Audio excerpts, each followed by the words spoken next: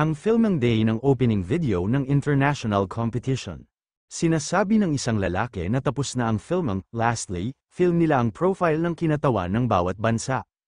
Sinasabi ng isang lalaki na ang first group, mangyaring tumayo sa kaliwa. Ang pangalawang grupo, maghintay sa kanan. Hindi makapaniwala ang mga tao sa paligid na nasa harap nila si Kraugle at sinasabi ng mga tao na si Kraugle ba talaga yan? Big fan siya nito. Ano ang dapat niyang gawin? Sigurado siya na ang lahat ng tao dito ay fan ni Kraugle, kaya kumalma lang siya.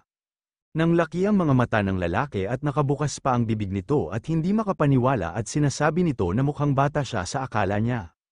Hindi niya akalain na nasa 30 na siya. Susubukan niya ba siya na recruit? Sinasabi ng naka-brown na buhok na babae na kung gusto niya sumali sa isang guild, kasama na siya. Ang kanyang impressive level ng speed, ang kanyang mga kakayahan sa pagkontrol, at ang kanyang pag-unawa sa game mechanics. Hindi sapat sa kanya ang salitang genius, kahit siya ay nasa harap nila, may transcendent energy siya na hindi nagpapahayag na lumapit sa kanya ang anumang ranker. Sinasabi ni Lowell na naalala niya ba ang iyong pangako sa kanya ng araw na yan sa diserto ng Riden. Mr. Howe, tinanggihan niya ang awa ng kanyang Panginoon matapos sabihin na ang langit lamang ang makakahawak ng dragon. Hindi siya sigurado kung nalaman niya na, pero tinalo na ng Panginoon ko yung sky niya. Panahon na para pumili ng bagong langit, patatawarin siya ng kanyang angelic soul sa pagtanggi niya sa proposal ng genius na ito. Parang wala naman pakialam si Howe at sa isip-isip nito na ano ang pinagsasabi ng batang ito. Sinasabi ni Howe na ang sinasabi niya ba na natalo ni Grid ang sky above the sky? Huwag niya siyang subukan patawanin, sa tingin niya ba manginginig siya sa mga ganitong katang-isip? Ang sky na tinatawag na Kraugle hindi ito maaabot ni Grid. Sa isip-isip ni Howe na nagpasya siya na makilala para represent ang mga Chinese, pero pagkakita niya sa kanya, isang taong hindi niya inaasahang makita. Nagpaparamdam na naman sa kanya, ang tanging tao na karapat-dapat sa kanyang respeto at paghanga. Special si Kraugle sa kanya, sana lang makilala niya ang mga kakayahan niya.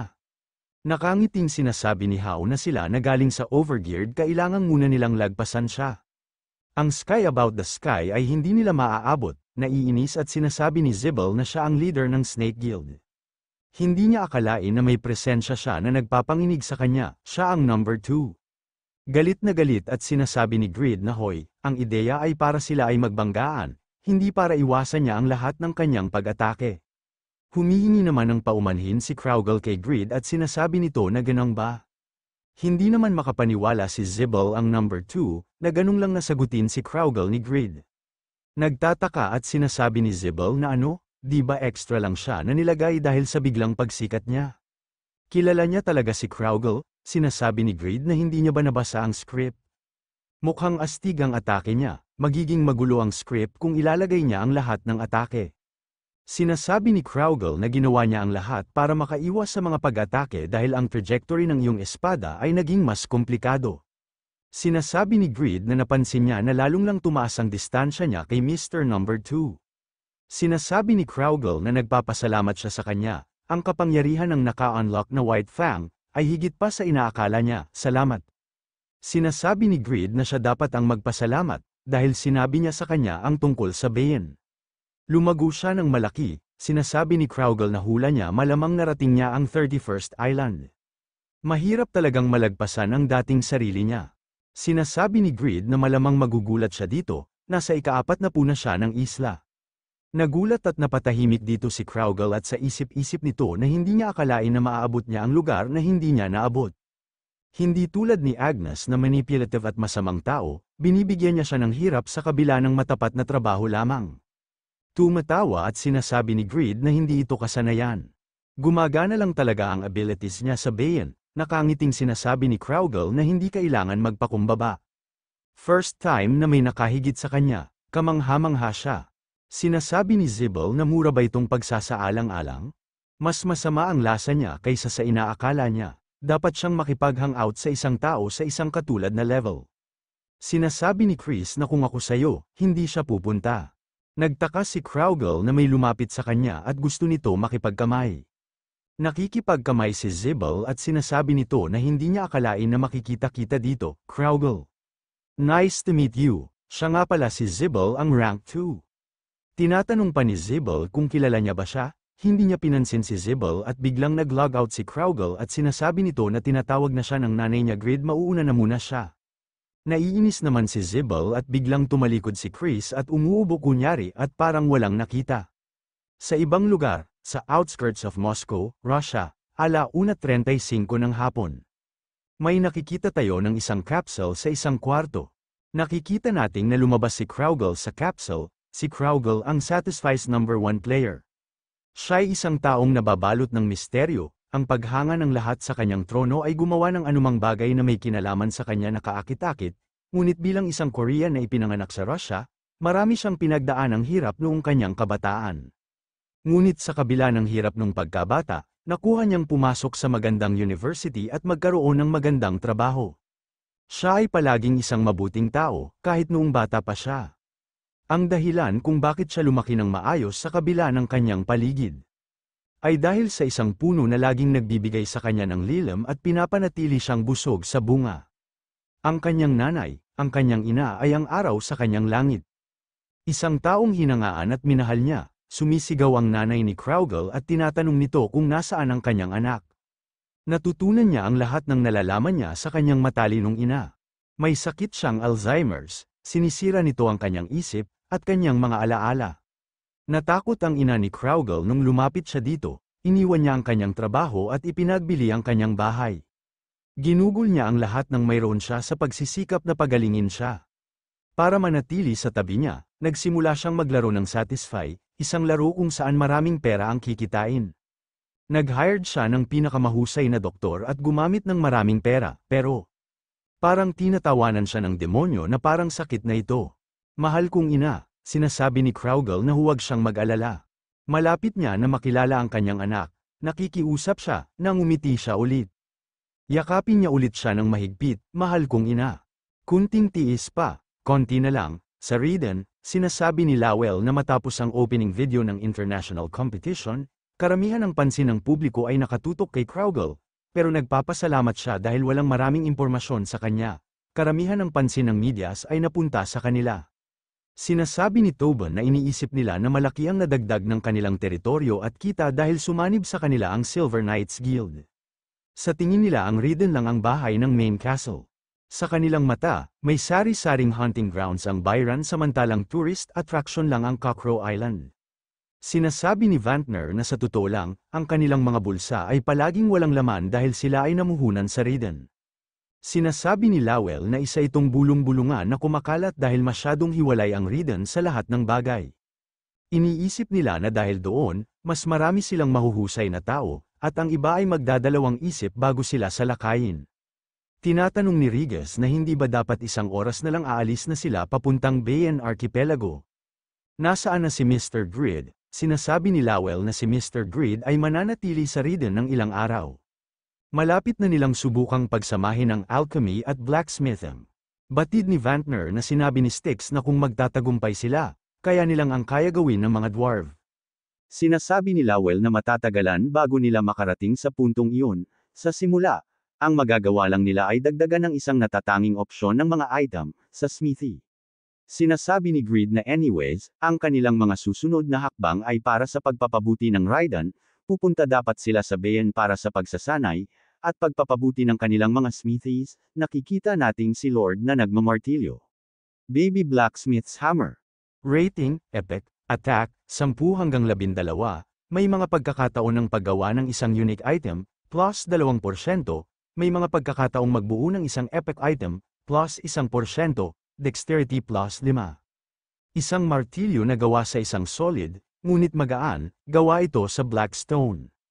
Ginawa ito ng legendary blacksmith na si Grid para sa kanyang batang anak, kaya ang focus ay sa pagpapadaling gamitin. Nang laki naman ang mga mata ni Khan sa nakikita nito. Sinasabi ni Grid na tama yan, anak ko, magtrabaho muna siya sa smithy kasama ng iyong ama, pansamantala. Dahil anak siya ng legendary blacksmith, hindi dapat siya maging novice blacksmith, di ba? Tuturuan niya siya ng maayos, sa isip-isip ni Grid na 17 bansa ang bumubuo sa kanlurang kontinente, ibig sabihin may milyong tao.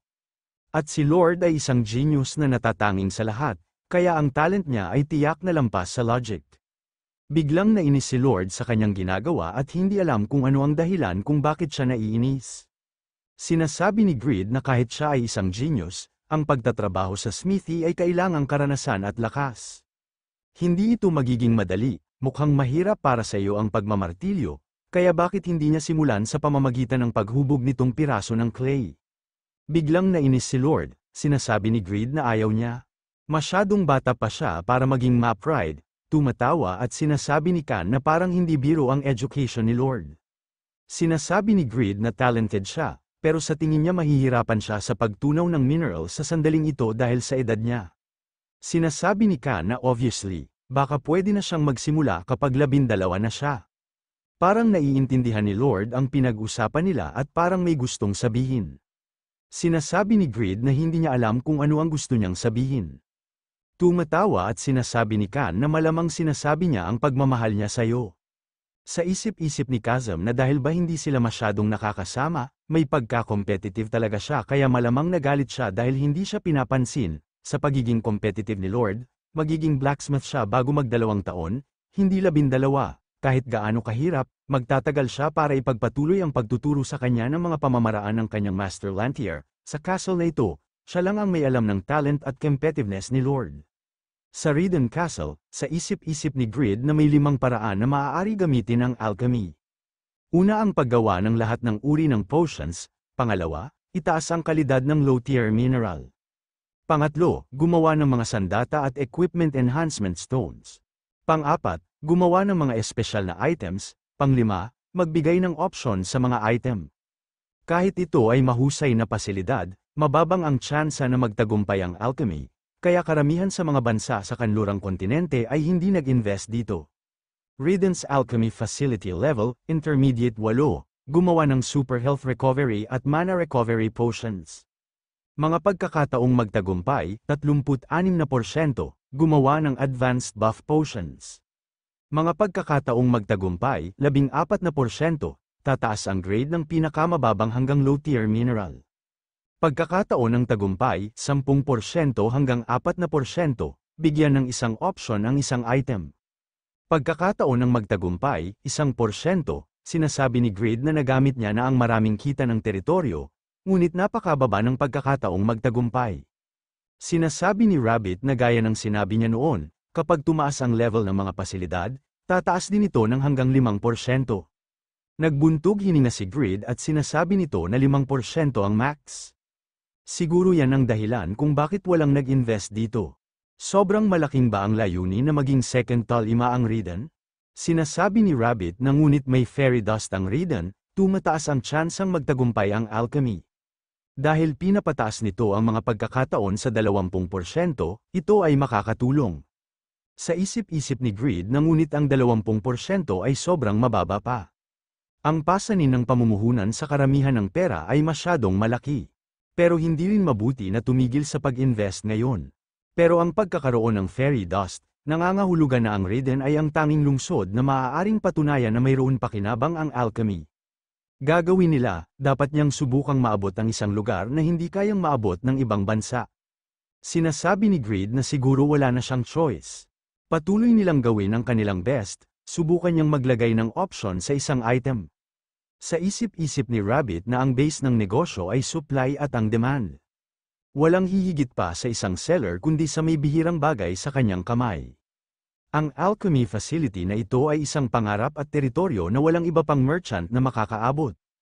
Sa halip na lumiit, pinili ng taong ito na umakyat sa tuktok. Gaya ng inaasahan ng isang taong may kakayahang panatilihin siya. Sa tingin niya ay oras na upang simulan ang paghila ng lubad ng kaunti pa. Sinasabi ni Rabbit na iginagalang niya ang kanyang desisyon. Meron din siya gusto e-present sa kanya. May tinawag si Rabbit at sinasabi nito na pwede na siyang pumasok. May pumasok at tinatanong nito kung tinanggap ba niya. Bigla ito nagbigay pugay at sinasabi nito na nandito siya sa harap niya Duke Grid. Nagtataka at tinatanong ni Grid kung sino siya. Sinasabi ni Rabbit na nagkukwento siya sa kanya ng magandang bagay tungkol sa iyo. Panginoon ko, baka medyo weird siya. Pero malaking tulong siya sa kanilang alchemical endeavors. Ito ay si Silveron, isang taong nag-alay ng 50 taon ng kanyang buhay sa alchemy, siya ang pinakamahusay na alchemist ng kontinente. Sa Riddance Alchemy Installation, Intermediate Level 8. Manghang-mangha si Sylvron sa mga nakikita nito at sinasabi nito na hindi niya akalain na madami ang mga alchemy equipment. Nakakamangha, ang galing niya talaga, naiirita at tinatanong ni Greed na hindi ba medyo overreact ang matandang ito. Sinasabi ni Rabbit na sinabi niya sa kanya na ang kanyang Panginoon ay nangako sa kanya ng maraming suporta dahil naniniwala siya sa kanyang mga kakayahan. Nagbigay-pugay ulit si Sylvron at sinasabi nito na Duke, pinupuri niya siya. Nagtataka at nanglaki naman ang mga mata ni Greed dito. Sinasabi ni Sylvron na ginugol niya ang huling 50 taon ng kanyang buhay sa pag-research ng alchemy. Dahil ito ay isang agham na tinalikuran ng mundo, naisip niya na ang kanyang buhay ay mabubulok din. Ngunit dahil hinawakan niya ang kanyang kamay, iaalay niya sa kanya ang lahat ng kanyang kaalaman. Nilabas ni Greed ang blade na si Iarot at sinasabi nito na masyado pang maaga para maging masaya. Tutal gusto niyang makita ang mga kakayahan niya. Ang espadang ito ay isang espesyal na may ego. Maaari niya bang bigyan ito ng isa pang pagpipilian sa pamamagitan ng alchemy? Naglabas ng bag si Sylvron at sinasabi nito na sa isang intermediate facility, ang pinakamahusay na option na maibibigay niya ay isang A rank. Gayunpaman, ang alchemy ay kilalang-kilala sa mga pagkakataong mabigo. Tinatanong ni Greed kung ang kabiguan ba ay magpapalala sa item? Nilabas nito lahat ng gamit niya at sinasabi niya na hindi mangyayari ang ganyan sa kanya. Pagkatapos ng lahat, ginugol niya ang kanyang buhay sa pagsasaliksik ng alchemy. Nagsindi ito ng apoy at nasa ibabaw nito ang mga chemical na nilabas niya. Nagsimula na ito kumulo, nang laki ang mga mata ni Greed at gulat na gulat ito at sa isip-isip nito na ang bilis. Kahit na isinasaalang-alang na siya ay gumagamit ng kanyang sariling kagamitan, ang kanyang paghahalo at ang bilis ng paghahanda ay hindi kapani-paniwala. Nagsisimula na ito ilagay sa empty bottle ang chemical na kanyang ginagawa, at pinapakiramdaman niya ang blade na si Iarot habang hawak niya ang chemical sa kanyang kamay. Nakangiting sinasabi ni Sylvron na excited na siya. Hindi niya akalain na ipapakita niya ang kakayahan niya. Duke, magsisimula na siya. Nilagay niya na ang chemical at may lumabas na system na sinusubukan na bigyan ng bagong option si Iarot. Naglabas ng malakas na liwanag ang blade na si Iarot. Sinasabi ni Sylvron na salamat sa pagbibigay sa aging scientist na ito ng dahilan para mabuhay, Duke. Lumuhad ito at binibigay ang sword na si Iarot at sinasabi nito na ang kanyang kaalaman ay para sa kanya. Nakikiusap ito na tanggapin niya ito, nagtataka at sa isip-isip ni Greed na nagtagumpay siya. Ngunit siya ay isang tao na nabigo sa kabila ng pagkakaroon ng 99% na pagkakataong magtagumpay. Nagtagumpay siya nang walang tulong ng fairy dust. Si Sylvron, siya talaga ay kahanga-hanga, sinasabi ng system na ang +8 Iarot ay nakuha ang B-rank option cool. Naging mas cooler kaysa dati, makikita nating na parang may nahuhulog na snow at biglang nagyelo si Greed. Nagtataka at sinasabi nito na naging cool, sinasabi ni Sylvron na ito ang pinakamahusay na option sa mga B-rank. Mukhang mas maganda pa sa inaasahan, umiiyak at sa isip-isip ni Greed na kung ang pinakamahusay na B-rank option ay isang basura, dapat niya itong isuko kaagad. Sinasabi ni Rabbit na Panginoon ko, maaga pa para ma-disappoint. Ang cool ay isang mahalagang option na tumataas sa kanyang kakayahan sa iba. Ang mga maharlika ay nahuhumaling sa mga mamahaling bagay. Kaya't ang cool item ay madalas na hinahanap ng mga maharlika at sinumang sumusubok na gumawa ng positibong unang impression. Sinubukan ni Greed na swing ito at sa isip-isip nito na ganoon ba? Narinig niya kamakailan lang, na may isang taong may hidden class na may skin creator ang kumita ng maraming pera. Tiyak na mas cool na ito ngayon. Siguro maraming makukuha ng pansin ito sa international competition ng maraming tao. Sinasabi ni Rabbit na hanggang sa mapataas nila ang kahusayan nito, titipunin niya ang fairy dust. Sinasabi ni Sylvron na may fairy dust ba sila? Motivated na talaga siya ngayon? Duke, lagyan niya rin ba ng coal ang ibang kagamitan? Naiirita at sinasabi ni Greed na hindi na lang, magpapahinga muna siya at babalik sa smithy. Gawin niya na lang kung ano ang gusto niyang gawin. Sa Altace Mountain Farm. Sinasabi ng system na gumagawa ka ng handplow gamit ang aura. Ginamit ni Herent ang handplow buster, nagtataka at gulat at sinasabi ng isang magsasaka na gumawa siya ng isang bagay na magagawa ng halos 100 magsasaka lamang. 40 days hanggang sa second international competition, si Herent, ang US representative, na natalo kay Grid sa loob lang ng 5 segundo sa first international competition, ay tinataas ang kanyang fighting spirit. Dumating si Piaro at sinasabi nito na tama ang mga nakikita ng mata niya. Ang iyong diskarte ay tunay na kumikinang kapag gumagawa siya ng gawaing bukid.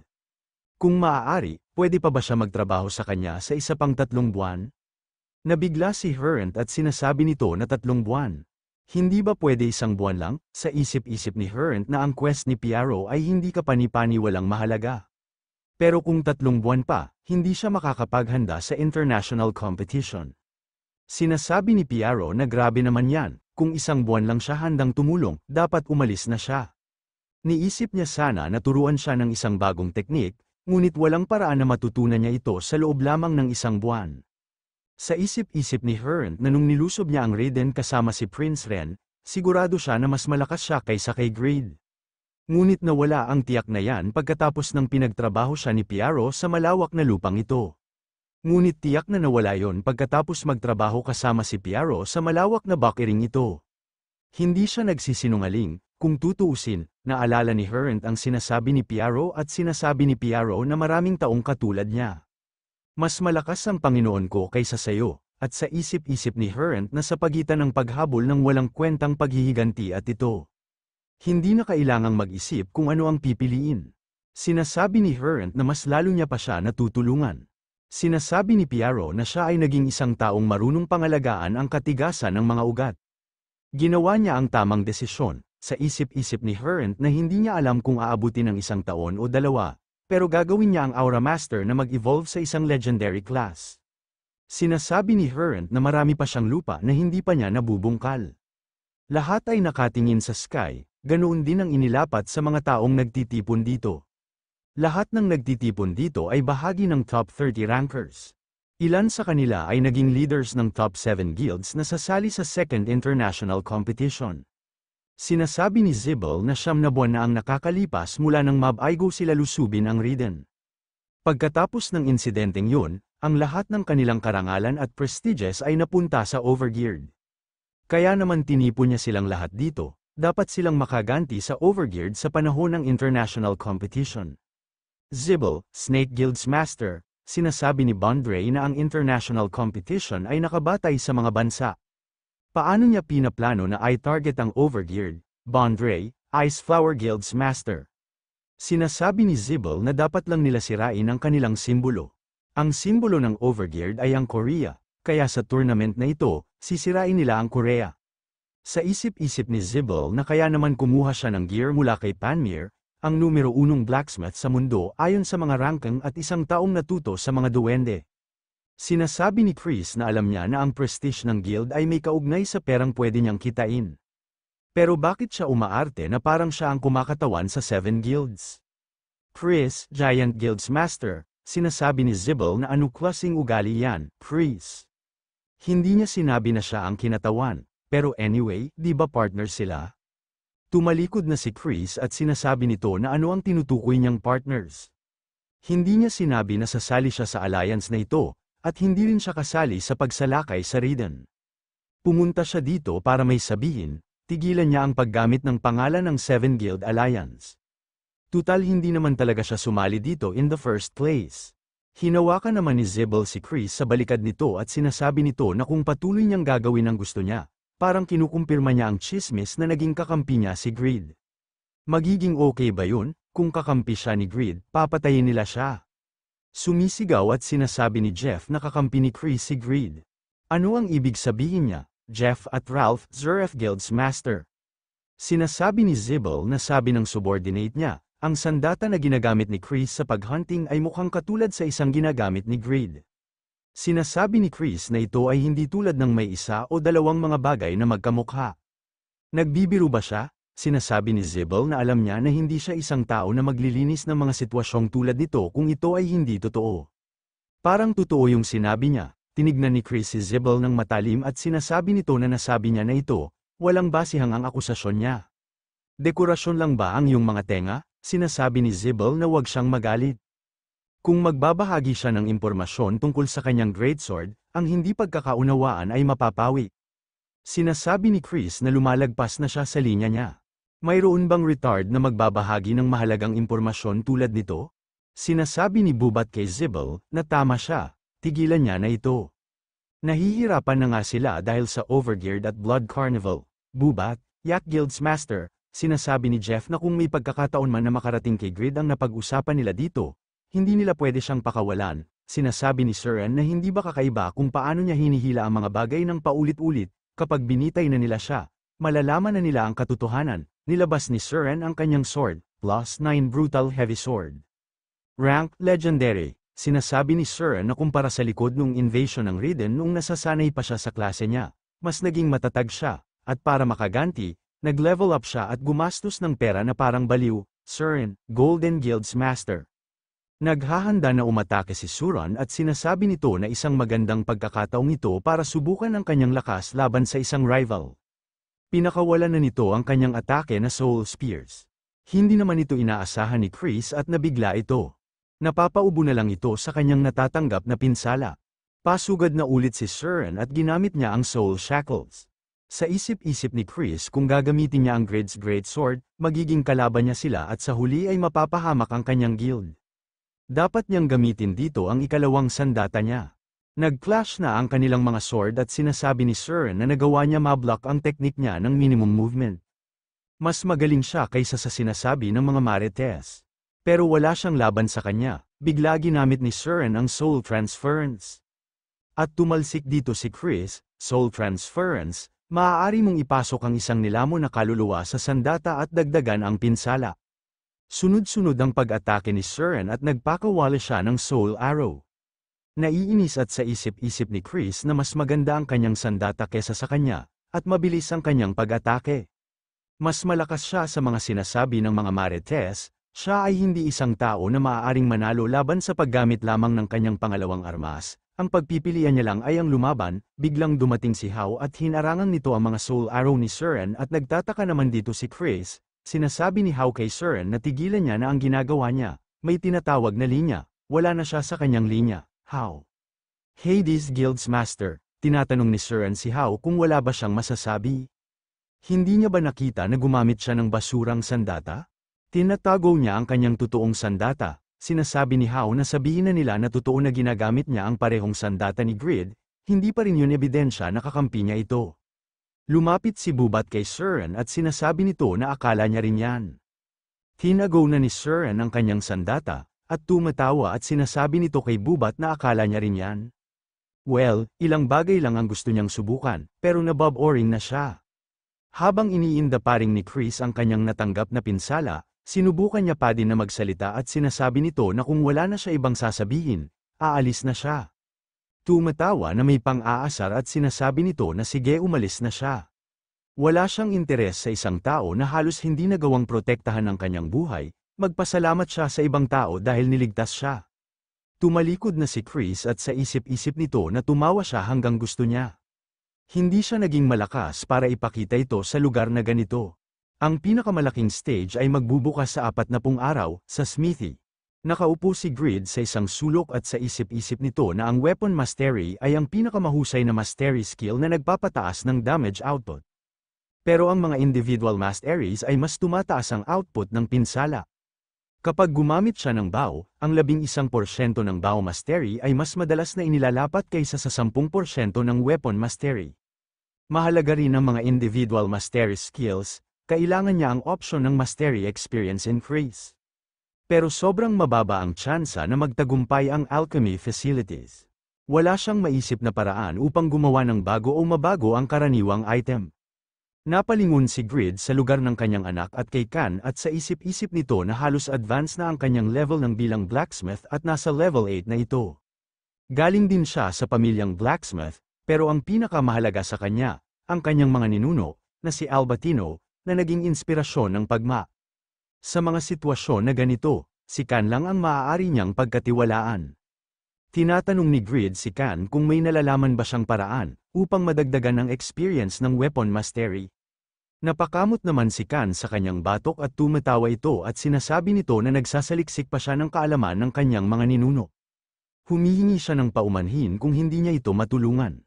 Napakulot naman ang noo si Grid at sinasabi nito na sa kanyang inaasahan. Hindi din alam ni Kan ang bagay na ito, sinasabi ni Kan na bigla naisip niya ito. Paano kung itanong niya ito kay Mr. Piaro? Siya ay isang taong marunong mag-train ng iba't ibang sandata at epektibong gumagamit ng armas, siguro katulad ito ng parehong teorya.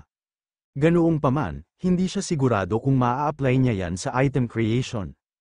Nagtataka at napahinto si Grid at sa isip-isip nito na ang teorya ng pagsasanay ng mga sandata at pagkuha ng karanasan para sa weapon mastery ay pareho. Bigla niyakap ni Grid si Kan at sinasabi nito na siya ay isang genius Kan. Sigurado siya na ang paraan na yan ay talagang gumagana. Sa isip-isip ni Kan na hindi niya akalain na buong gabi siya nag-isip ng paraan. Ito ay payo na hindi niya matutunan kung wala silang tiwala sa isa't isa. Nakangiting sinasabi ni Kan na nakatulong ba siya? Masaya siya dahil dito Grid, nakatingin si Lord Kila Kan at sa papa niya at parang may gustong sabihin.